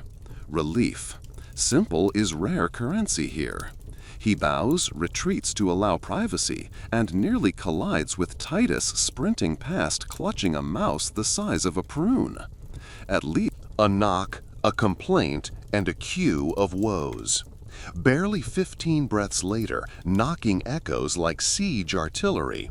He opens the door to find Master Resnick, the plague inspector, clutching yesterday's vinegar cloth, now claw-perforated and wine-stained. Her eyebrow aims for the rafters. According to municipal ordinance, personal protective linens must remain uncontaminated, she says, each syllable sliced sharp. Explain claw marks. Experimental aeration test, he improvises, involving feline courier, failed spectacularly. Resnick is unmoved. She strides in, notes the puddles glimmering under torchlight, the faint aroma of goose grease still leaking from floor joints. She lifts a boot, inspects sole, scribbles on tablet. Archdeacon informed me of tomorrow's ceremony. Inspection must be passed by dusk. Dusk? That gives him maybe 10 hours to convert battlefield debris into cathedral-grade purity. He nods, swallows, offers complimentary time steam treatment, promotes respiratory virtue. Resnick hands him a list. Scrub walls with lime wash, replace all reed mat flooring near furnace, capture any animals larger than a sparrow, and procure a portable reliquary for spirit-calming ambience. Reliquaries are not stocked in the supply closet between soap and frog spawn, so that's problem 4 on the docket. Resnick leaves as abruptly as she arrived, promising to return with daylight's last finger. The attendant sags against the wall. Apprentice appears, face sooty, clutching charred ledger retrieved from goat digestive tract. Pages stuck together, he reports, but numbers legible if you squint. They'll squint later. Right now, surfaces must shine like St. Lawrence's halo pre-grill. Soap, lime, and accidental philosophy. They begin with walls. Apprentice slaps on lime wash while muttering about how the substance smells like pickled thunder. Attendant scrubs tiles until knuckles match porcelain hue. They dissolve goose grease with lye, then chase lye residue with buckets of oat water so Bishop's baby won't emerge from baptism sporting chemical burns. Steam from scalding rinse turns room into a thought experiment.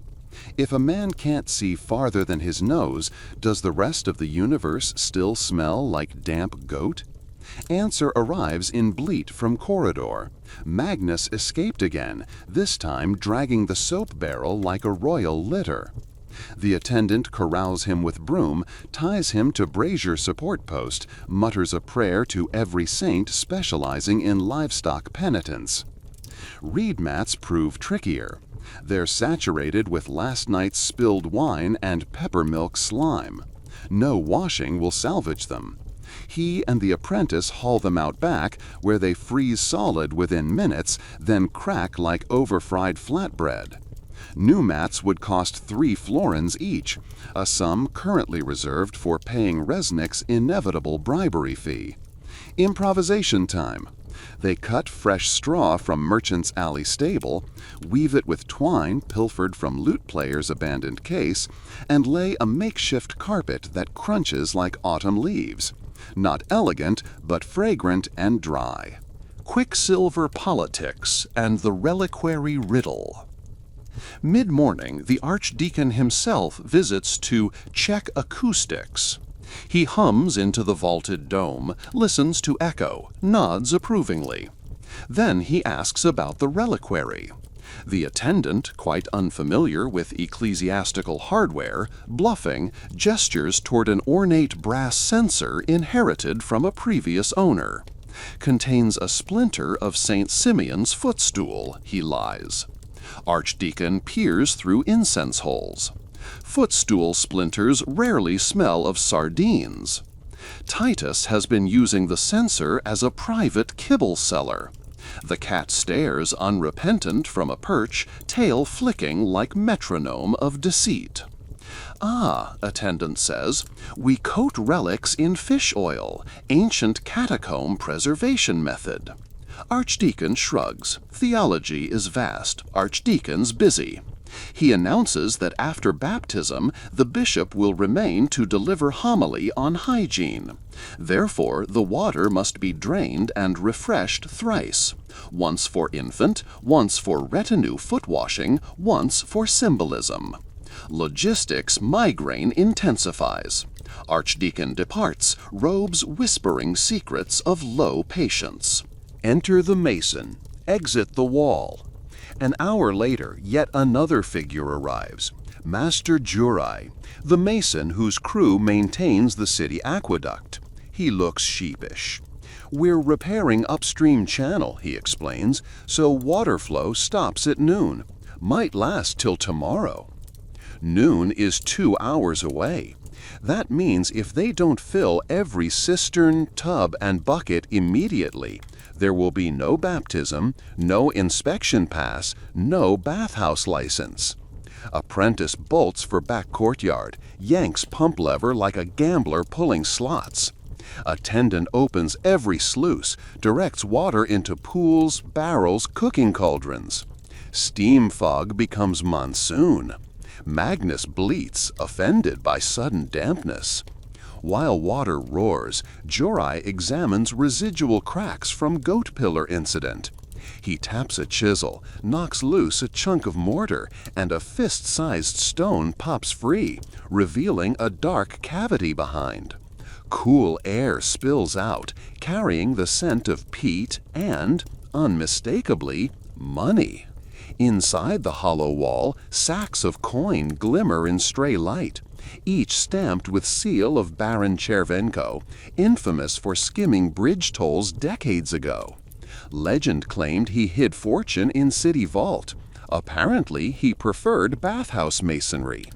The attendant's pupils dilate. Apprentice gasps. Magnus tries to nibble sack strings.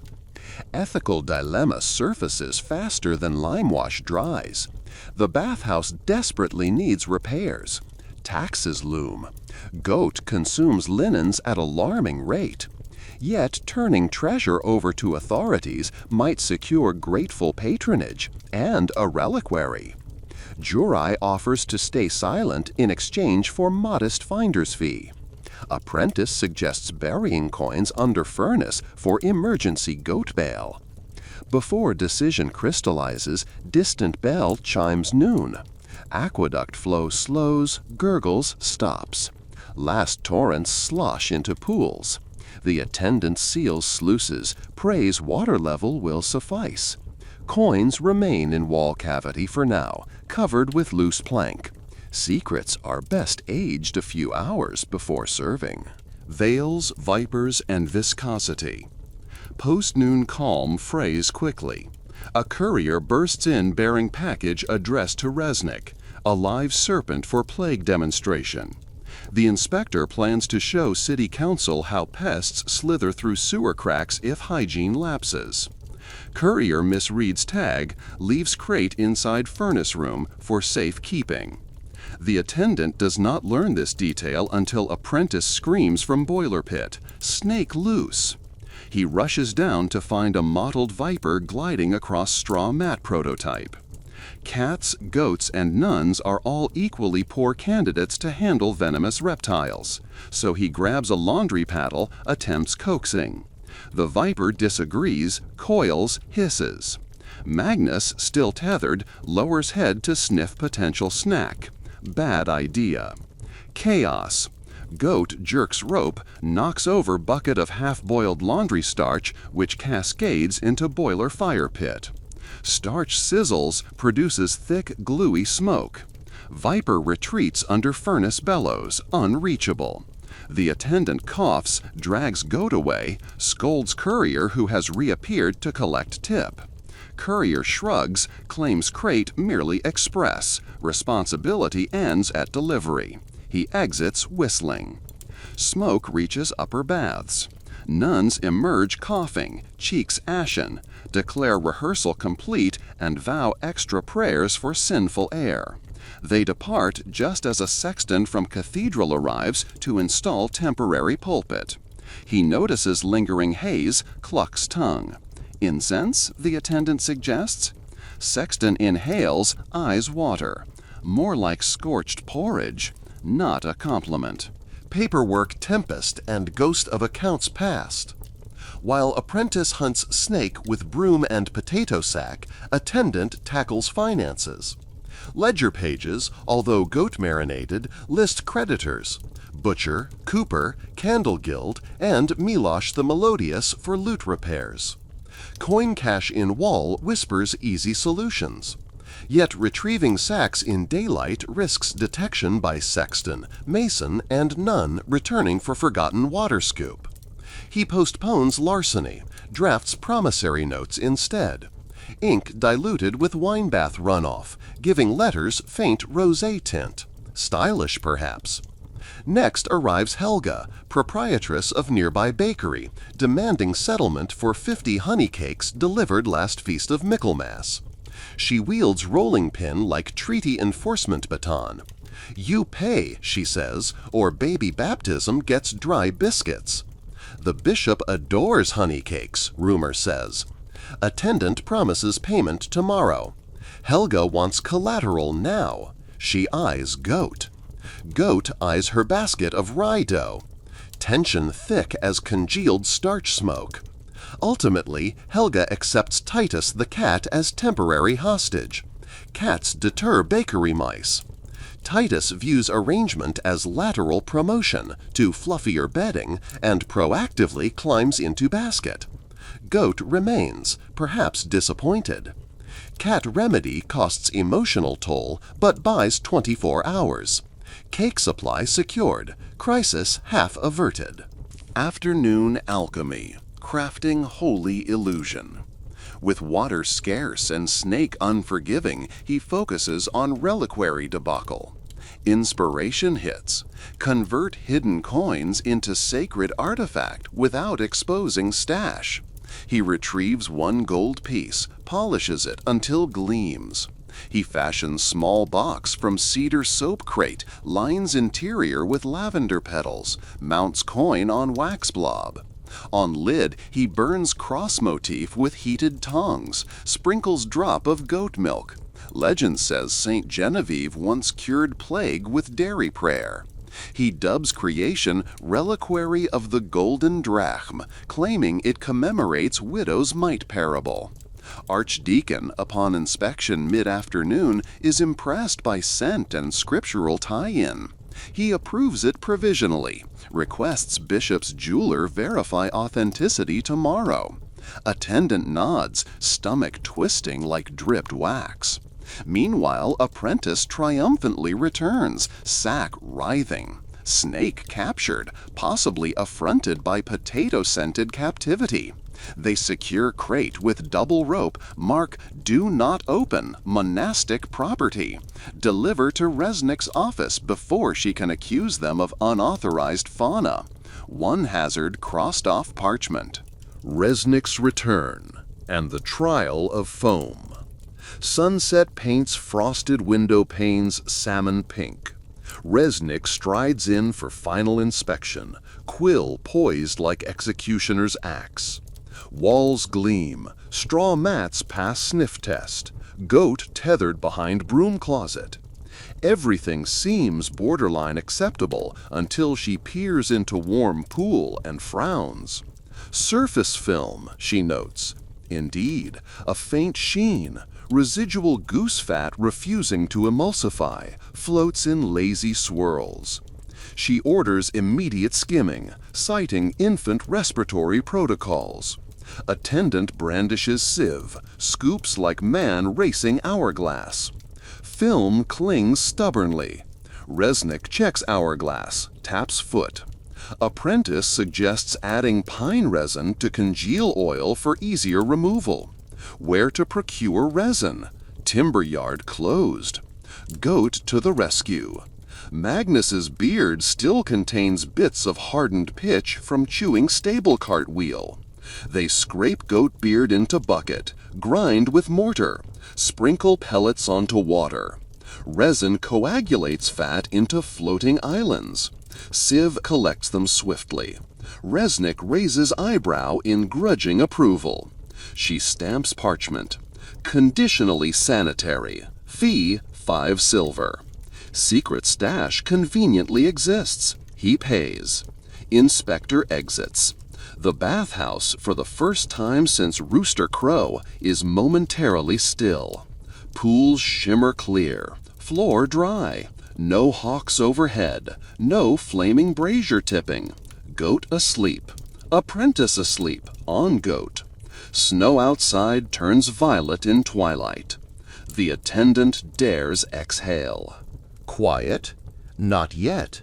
Courier doe and bride's banquet knock at door number whatever of the day. This courier carries scroll tied with lilac ribbon, crest of Lady Aurelia, tomorrow's bride. She requests bathhouse cater post-baptism refreshing humidity break for wedding guests. She expects perfumed steam with essence of citrus and music light and elevating. Citrus in midwinter costs more than a bishop's conscience. Musician's lute is dead, another problem for Ledger of Midnight. He drafts response. Honored, delighted, essential oils already en route. Oils not en route. He'll improvise. Perhaps boil dried orange peels from bakery refuse mixed with juniper needles. Scent passable if one's imagination has strong work ethic. As for music, maybe wind through furnace pipe can whistle a tune with reeds inserted. Add cat purr track from bakery if Helga negotiable. He sends courier off with complimentary herb bundle, wonders if he inadvertently invented customer-driven torture. Nightfall schemes and the Wall of Fortune. Bathhouse lock secured. Apprentice snoring curled around broom like loyal dog. Goat relocated to storeroom with hay bribery. The attendant returns to hollow wall. He pries plank, stares at sacks of baronial loot. Potential weighs heavier than lead-dipped conscience. He calculates. Pay debts. Upgrade furnace. purchase real reliquaries, even hire second attendant so apprentices can study grammar instead of snake wrestling.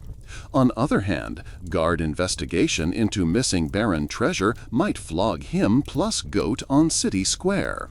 He removes one additional sack, small enough to escape notice in inventory, hides it beneath floorboard in his quarters. A test withdrawal, he tells himself. See if universe smites him by dawn. Outside, cathedral bells toll Compline. He decides to rest 4 hours before pastry deliveries begin. He douses lamps, listens to silence, almost convincing. Then faint rustle, viper under furnace stirring again. He groans.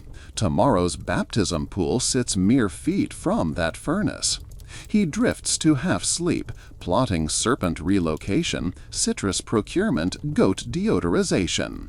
In dream, Bishop's baby turns into goat, reliquary coin melts into serpent scale, and Resnick rides a hawk chanting sanitation statutes. He wakes sweating, but floor cold. No dream relief. Pre-dawn prelude to pandemonium. He rises hours before sunrise. Checks wall. Coins still hidden. Good. Checks snake crate. Still delivered. Good. Checks goat. Gone. Rope chewed through. Bad. Hoof prints lead toward baptism pool. Worse. Magnus stands on pool edge gazing at pristine water, like philosopher regarding void. Attendant creeps forward. Goat leaps, splash. Baptism pool galeates. Water slops across lime-washed walls, diluting fresh paint. Goat paddles elegantly, beard drifting like saintly relic marinade. Apprentice arrives, gape huge. Then the front door unlatches. Archdeacon, bishop, bridal party, and Resnick step in, earlier than scheduled, robes glowing in lanterns. They behold Goat in baptism pool. Resnick inhales as if entire career depends on volume of upcoming scold. Bishop raises brows, equal parts outrage and theological curiosity. Bride squeaks. Attendant summons every scrap of nerve. He bows low, arms wide. Behold, he declares, voice echoing holy bass. Symbolic casting out of earthly sin. The goat, ancient emblem of wayward flesh, enters water so that it may emerge purified, demonstrating the transformative power awaiting this blessed child. Silence. Goat snorts, climbs out, shakes, sprinkling clergy with sanctified droplets. Bishop's stern face cracks. He chuckles. Archdeacon exhales relieved. Resnick, bound by logic chains, cannot refute sudden symbolism. She opens mouth, closes it, notes ritual deviation, harmless, on clipboard. Attendant ushers Goat toward storeroom for toweling. Baptism will proceed after water change, but miracle narrative may just have saved permits and his neck. A breath between storms.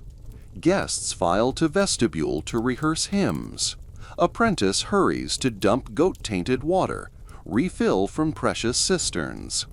Goat, swaddled, munches leftover honey cake. Titus returns from bakery smelling of cinnamon success. The reliquary gleams under candles like it belongs in some cathedral treasury rather than soapbox. For one heartbeat, the attendant stands alone amid swirling steam and early morning light and thinks, perhaps, just perhaps, he can guide this carousel until tomorrow's coin due date, until citrus steam perfumed and baby baptized without serpent cameo, until hidden fortune laundered into legitimate renovation. But the serpent still lurks under furnace, the mason knows about the hollow wall, and the bishop has a jeweler with an eye for counterfeit relics. The attendant squares shoulders, grips mop like scepter, and whispers to steaming rafters, "Bring the next disaster. We'll lather, rinse, and survive." Dawn hasn't even bothered to blush when the apprentice drops the final bucket into the great basin and reports, voice shaky, arms trembling, that their emergency reserve is officially gone. 3 cisterns, 6 cauldrons, and every washtub have been sacrificed to refill what the goat defiled. What glimmers now is the very last of yesterday's torrent, sealed in by the city's water stoppage, and if so much as a sparrow backstrokes through it before the bishop arrives, the bathhouse will host the ugliest dry ceremony since Noah forgot to pay his flood bill. Outside, the cathedral bells toll prime. Inside, nerves toll louder. The attendant stands at poolside holding a pewter ladle like it's a holy scepter, inspecting the surface for rogue strands of goat beard. None good. He motions the apprentice to fetch the cedar reliquary from its hiding place behind the soap crates. They carry it to the raised dais erected overnight by sextons, place it on embroidered linen, and step back to assess the stage. Marble gleams, candles flicker obediently, steam curls in docile halos, and the scent, thank every saint with a citrus orchard, smells entirely of juniper-orange concoction simmering in braziers. No goose, no goat, no starch smoke. For once, the bathhouse smells like money well laundered. But peace in this building is like a bar of soap in Magnus's jaw, always one bite away from vanishing. The jeweler with eyes like scalpels. The first ripple of trouble arrives in a velvet doublet. Master Sebald, jeweler to his grace, glides through the doorway with an entourage of bright-eyed novices carrying velvet rolls of tiny instruments. He doesn't greet, he assesses, gaze darting from lime-washed walls to reed straw mats as if measuring flaw radius. Then those surgical eyes slice toward the cedar reliquary. "So," Sebald murmurs, voice smoother than church wine, "the archdeacon's legendary treasure. May I?" Permission is moot. His gloved hands already unlatch the lid. He lifts the polished gold coin with tweezers, turns it under lantern light, studies edge, weight, strike. The attendant feels his pulse beating Morse code on collarbone. F, A, K. Sebald sniffs the lavender petals, raises one brow at the faint milk smear of goat origin, then secures coin back in cradle. "Interesting provenance," he says. "Indeed," the attendant answers, matching tone with suicidal calm. "Directly tied to the widow's mite parable, as you know." "Intriguing, since that mite was bronze, not gold." Sebald's smile is polite, but polar. However, gold drops of Lysimachus did circulate as temple offerings in the East. Perhaps your relic is one of those. "Just so," the attendant agrees, pretending he learned that fact in childhood rather than 3 heartbeats ago. Sebald inhales citrus steam, closes lid, bows. Authentic or not, its devotional value lies in faith. I shall inform His Grace that the reliquary is symbolically sound. He glances around the room one more time and lowers voice. Should you require official certification, my seal costs 2 silver. Bribe disguised as blessing. The attendant produces the last acquired baronial coins, pays. Transaction leaves him with maybe 7 silver left, a lace handkerchief between him and ruin. Yet he exhales, coin scrutiny neutralized. When baptism collides with bureaucracy, a clatter of boots and chant of "Make way, make way!" announces the bishop's arrival. Cloaked in winter-white cope, trimmed with ermine, he strides like a snow-burdened oak, holding the whimpering infant aloft, as though the babe's lungs might flee. Behind him shuffle archdeacon, clergy, Lady Aurelia's wedding procession, and a dozen city officials, led by Resnick, wielding her vinegar cloth like a banner of pestilence. The attendant bows as low as his spine allows, welcomes them, offers glazed honey cakes stacked on brass tray. Helga lurks in background, guarding the pile, rolling pin ready if non-payers approach. The bishop sets baby in nurse's arms, surveys the water. "May the font of new life be found pure," he intones. Resnick pulls long thermometer spear, plunges to measure heat. Perfect, 75 degrees by her arcane scale. She nods. The archdeacon steps forward, brandishes scroll. A 15-point liturgy schedule and hygiene addendum requiring the water to be changed once after baptism. The attendant gulps. Water change again? They literally have no more liquid. He edges close to Archdeacon. "Your Grace, aqueduct repairs shut flow till dusk. Could we perhaps bless a symbolic second draft rather than full drain?" Archdeacon frowns at parchment like it betrayed him. Bishop overhears, strokes beard. "Symbolism is the marrow of sacrament," he muses, then peers at steam swirling through cold shafts of sunlight. "Yes, we shall decant a pitcher, bless it, and pour fresh upon the surface as renewal. That will suffice."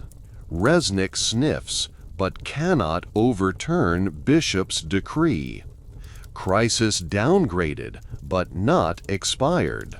The goat returns wearing a crown of soap. No ceremony proceeds in peace. Doors burst wide and Magnus gallops in, chased by baker's boy and Helga cursing in pastry dialect. Around goat's horns hangs a garland of braided soap bars, souvenir from storeroom escape.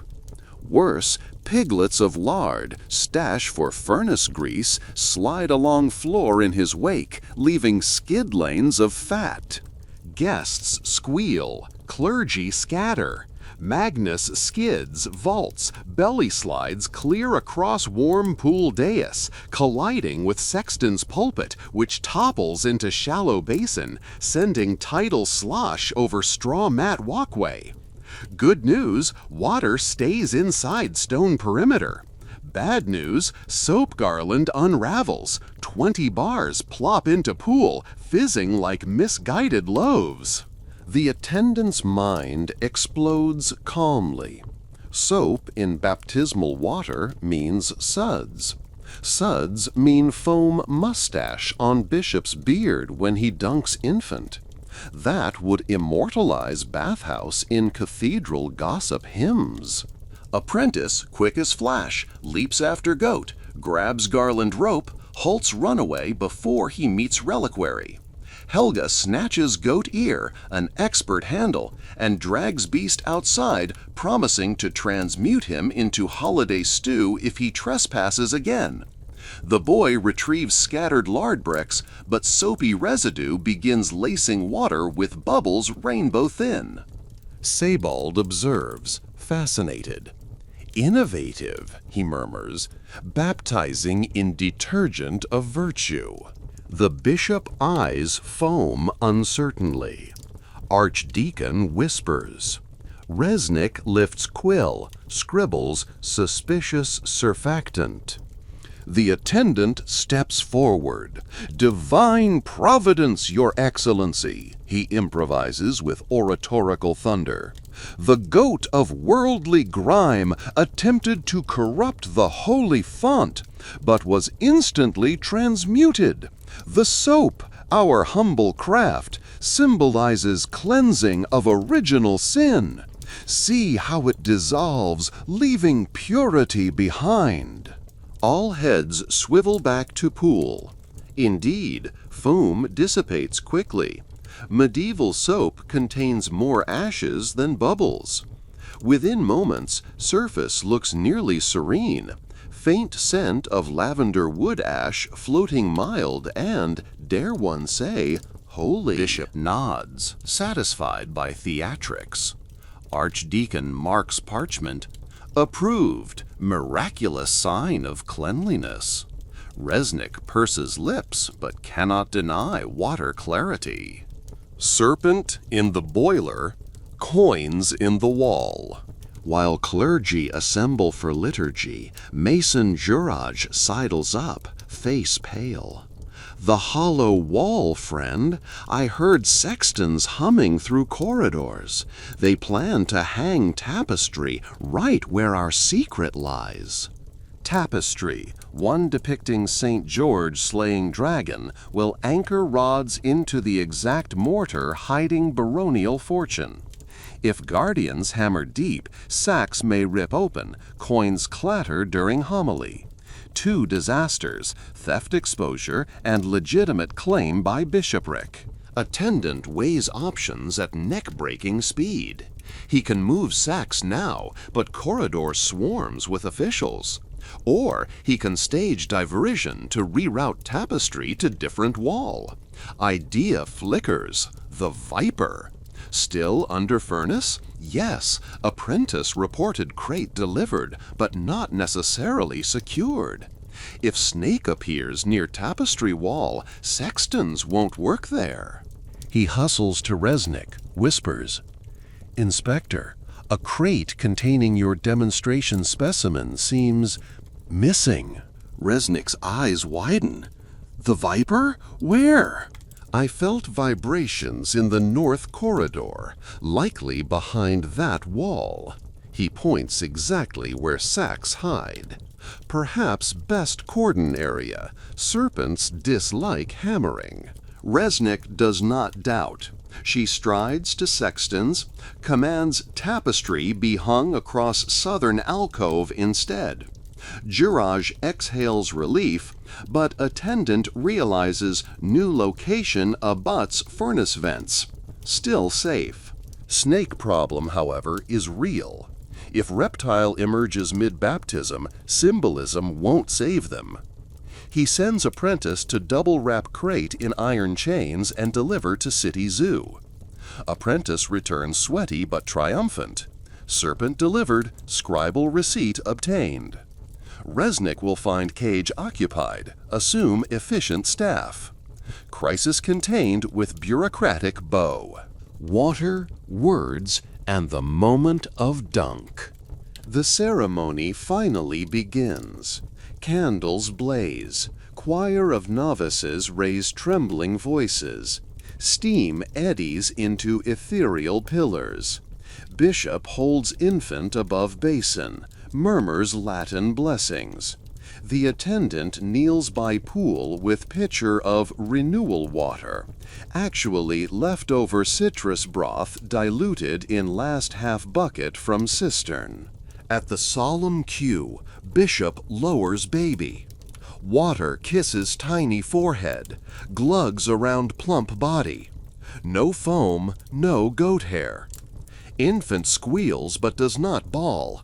Everyone exhales celestial gratitude. Bishop lifts child. Water cascades. Glittering droplets catch dawn through clerestory, baptizing audience in light. Applause scarce but sincere. The archdeacon gestures to attendant. He steps forward, pours renewal water in shimmering arc across surface. It glides like molten amber, then vanishes into clear depth. Symbolism executed, rubric satisfied. Choir ends on a sustained amen. Bishop turns to congregation to extol hygiene and salvation. Resnick nods, pride disguised as professional neutrality. Sebald stands ready with reliquary to present as token of faith toward new sanitary era. Everything seems improbably perfect. When larceny meets liturgy. But perfection is fickle. As Bishop extends hand toward reliquary, a faint metallic clink echoes from hollow wall, one of the sacks settling. Sebald's jeweler ears twitch. He glances sideways. Resnick notices. Archdeacon squints. Before curiosity solidifies, Lady Aurelia's wedding steward hurries in. Kitchen fire threatens feast hall down the street, needs immediate blessing or at least manpower. Half the clergy rush off with buckets, including Sebald, who collects his tools and leaves reliquary on dais. Opportunity blossoms. Attendant motions Girage. Together they slip behind screen toward hollow wall, pry plank, and haul remaining sacks into linen laundry cart. They roll it past guests disguised as pile of wet towels heading to drying yard. Outside, they tuck treasure into soap barrel labeled Ash Lie, Keep Dry. Goat, munching straw, witnesses operation but chooses confidentiality after attendant bribes him with honey cake crumbs. Back inside, Bishop raps homily, praises bathhouse for unsung heroism in public health. He invites attendant to step forth. Shocked, the man ascends dais. Bishop places hand on his shoulder. May this hall long remain beacon of cleanliness. Applause arises. Resnick even offers half smile, notes exemplary compliance despite goat.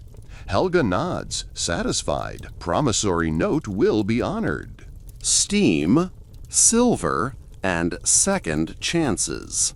Ceremony adjourns. Guests disperse to feast hall. Bathhouse eerily quiet again, only leftover candles flickering. Attendant, apprentice, Girage, and goat convene by furnace. They open soap barrel. Gold glints like captive sunrise.